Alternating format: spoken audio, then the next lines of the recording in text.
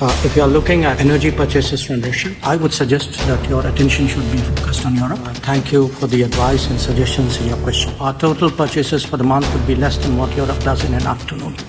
For the ministers, Jaishankar and Singh, why not condemn Russia's invasion? Wouldn't this best reflect India's foreign policy goals and international standing? And what is the leverage that the Indian government has to persuade Vladimir Putin that the carnage that we are seeing every day simply must not stop, that it's not helping the Ukrainian people, and that it's not helping the Russian people? So, first of all, thank you for the advice and suggestions in your question. I prefer to do it my way and articulate it my way. As Secretary Blinken has pointed out, we have made a number of statements which outline our position in the UN, in our parliament, and in other forums. And briefly, what those positions state is that we are against the conflict, we are for dialogue and diplomacy, we are for urgent cessation of violence, and we are prepared to contribute in whatever way to these objectives. I noticed you refer to oil purchases. If you are looking at energy purchases from Russia, I would suggest that your attention should be focused on Europe, which probably we do buy some energy which is necessary for our energy security. But I suspect, looking at the figures, probably our total purchases for the month would be less than what Europe does in an afternoon. So you might want to think about it.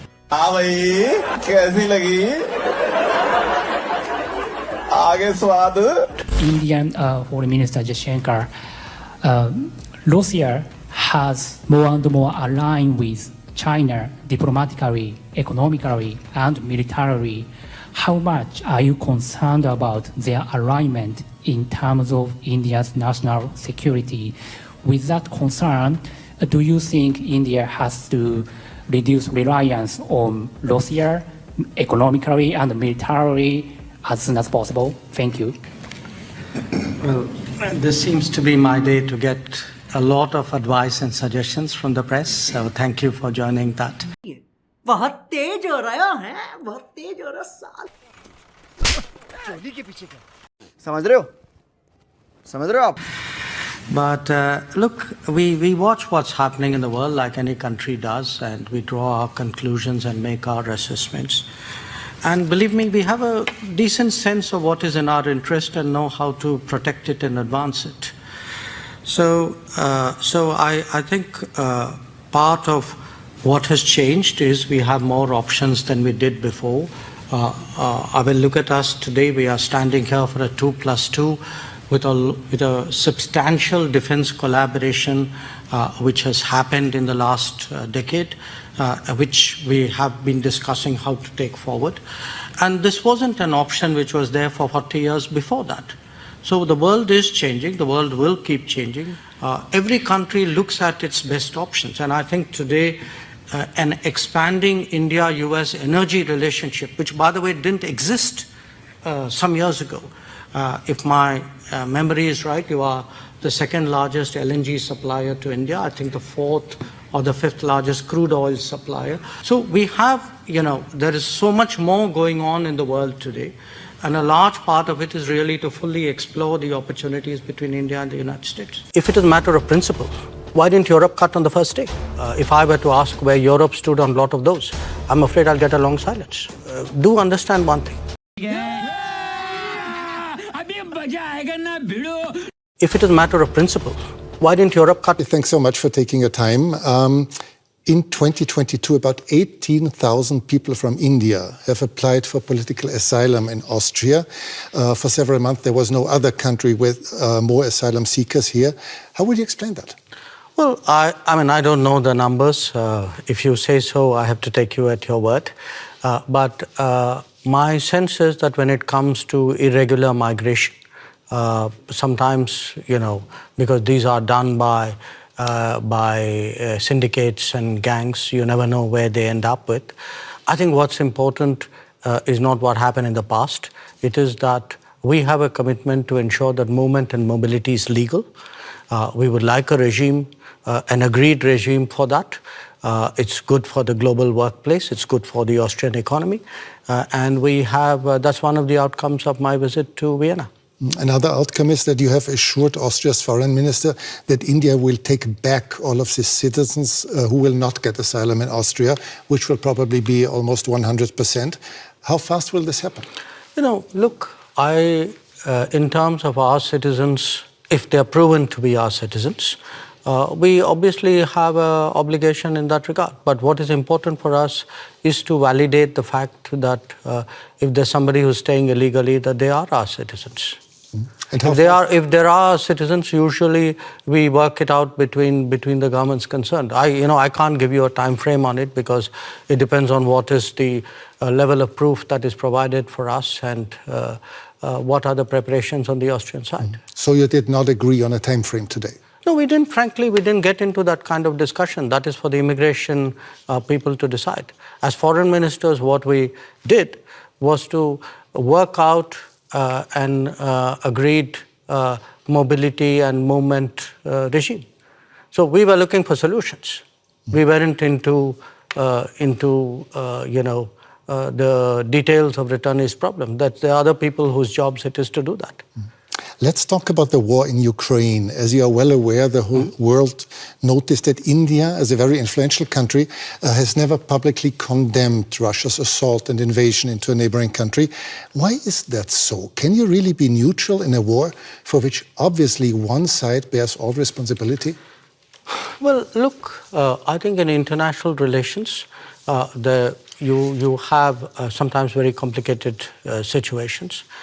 And where we are concerned, we have always taken the position that the way out is for the countries concerned to get back to dialogue and to diplomacy. I'll come to that soon, but is this a complicated situation? Is this really complicated? There's just one big country invading its neighbor. No, look, I can give you many instances of countries who have violated the sovereignty of another country. You know, if I were to ask where Europe stood on a lot of those, I'm afraid I'll get a long silence. So do understand one thing. At the end of the day, we make judgments in foreign policy based on what we think are our long-term interests and what is good for the world. But you and Prime Minister Modi have already said that regularly call on both sides to stop the war and to negotiate. However, can one really urge Ukraine to stop defending itself? After all, there are no Ukrainian tanks in Russia. There are Russian tanks and planes and missiles destroying Ukraine. I think that's a bit of a misrepresentation. I think what we do is to say, get back to dialogue and diplomacy. There was dialogue and diplomacy in the early days of the conflict. So it's not that it didn't happen. So it's not for us to put conditions and to say this country is equal to that country. That's your judgment. But should you urge Russia to stop the war? I think we have been very clear that this conflict is not in anybody's interest, including theirs. But you wouldn't say it more explicitly? I'm a diplomat. It is my job to conduct foreign policy which serves my national interests and which serves what I believe is a long-term pathway towards peace and dialogue. Let's talk about India's interests. India does not take part in Western sanctions against Russia, but has increased its imports from Russia 5 times since the war began. By this, are you not helping Moscow? Are you not financing Russia's war? You know, Europe imported in the same period 6 times the energy which India did. If it is a matter of principle, why didn't Europe cut on the first day? Why didn't we see on 25th of February a complete cutoff of energy imports from Russia? But you can't say it's my principle, but by the way, I will do it by my timing. Europe has managed to reduce its imports while doing it in a manner in which it is comfortable for Europe. Comfortable? It's manageable. It's maybe a little bit of an overstatement. Now, if at 60,000 euros or whatever is your per capita income, you are so caring about your population. I have a population at $2,000. I also need energy. I'm not in a position to pay high prices. The price of oil has doubled. So, and what Europe is doing is also moving into the Middle East. and diverting production out of the Middle East into Europe and raising prices. So European actions actually are putting pressure on the global oil markets and on my imports as well. So I think it's something which, if European political leadership understandably would like to soften the impact on their population, I think it's a privilege they should extend to other political leaderships as well. Russia is India's most important supplier of weapons and military equipment. And therefore, are you reluctant to criticize Moscow? no, I think, look, we have a relationship with Moscow. We've had a long-term relationship with Moscow. I think it's important to look at that history of the relationship. It was a relationship built in a period when Western democracies used to arm a military dictatorship called Pakistan and deny India defensive weapons. So if we are talking about principles, let's talk a little bit of history out here. So how did the Indian exposure to Russia and previously to Soviet Union get built up? Because the Western democracies, for whatever reason, decided that their natural partner in our part of the world was a military dictatorship. Would you consider India an ally of Russia? No, I think India doesn't. We are an independent country. We do not define ourselves or perceive ourselves in alliance terms. That's very much a Western terminology. It's not something. It's not a term that we use. Before you said you're a diplomat, but several weeks ago you called Pakistan, your neighbor, the epicenter of terrorism. Well, I did it again today without using the word Pakistan. Yes, and this doesn't sound very diplomatic, does it? No, because you are a diplomat doesn't mean you're untruthful. I could use much harsher words than epicenter. So believe me, considering what has been happening to us, I think epicenter is a very diplomatic word, because this is a country which has attacked the Parliament of India some years ago, which attacked the city of Mumbai, which went after hotels and foreign tourists, which every day sends terrorists across the border. But of so course, sometimes when we talk, of course not as a country. Well, if you control your sovereign space, which I believe they do, if the terrorist camps operate in broad daylight in cities with recruitment and financing, can you really tell me that the Pakistani state doesn't know what's going on? Especially if they're being trained in military-level combat tactics. So, when we speak about judgments and principles, why don't I hear sharp European condemnation of these practices which have been going on for multiple decades? Does the world have to be concerned that there someday will be a war between India and Pakistan? I think the world has to be concerned that there is terrorism going on, and the world often looks away. The world often feels it's not my problem because it's happening to some other country. I think the world needs to be concerned about how sincerely and strongly it takes up the challenge of terrorism. That India has a very complicated relationship with your neighboring China. Many people around the world are quite concerned that China might in the near future intervene militarily in Taiwan. Do you share this concern? I think there's a larger concern which is based on our experiences. We had agreements with China not to mass forces in our border areas. And they have not observed those agreements, which is why we have the currently tense situation that we do. We had an agreement not to unilaterally change the line of control, which they have tried to unilaterally do that. Where else the status quo may change or not change, I would hesitate as a foreign minister to predict publicly. I may have my own views and assessments. But I certainly can share my experience, and my experience is that written agreements were not observed, that we have seen levels of military pressure which in our view has no justification. China would say the opposite. They would say that India had not obeyed different agreements. But obviously, you see it No, I otherwise. think it's difficult for China to say that for this reason. The record is very clear because today, there's a lot of transparency. You have satellite pictures. If you see who moved the forces to the border areas first, I think the record is very clear. So it's very difficult for China to say what you suggested they could. India will probably overtake China as the world's most populous country within this year.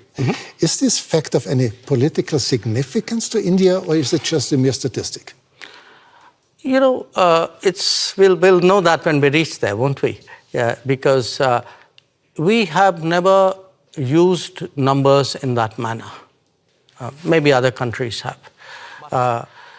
You will have a situation where the world's most populous country is not among the permanent members of the Security Council. And what does it say about the state of the UN if that is the case? So it's a kind of both a yes and a no. It's partly a statistic, but I think it's a statistic which means a lot. For several years, you have called for a permanent seat on the Security Council. How long will it take, from your point of view, till this reform of the Council will actually become reality? The problem, I think, is that those who are today enjoying the benefits of permanent membership clearly are not in a hurry to see reform. I think it's a very short-sighted view, in my opinion, because at the end of the day, the credibility of the UN and, frankly, their own interest and effectiveness is at stake. So my sense is it will take some time, hopefully not too much time. I can see a growing body of opinion among UN members who believe that there must be change. It's not just us. You have entire Africa, entire Latin America left out. Developing countries vastly underrepresented. I think the state of the world, this was an organization invented in 1945. It's 2023. And when you would have to guess for a year when this will happen, what would it be? No, I wouldn't guess, because I know the complexities of this process. You know, it's a tough one. I'd be honest with you. It's a tough one, but I don't think because it's a tough one we should give up. Thanks so much for your time. Well, thank you. It's a great pleasure.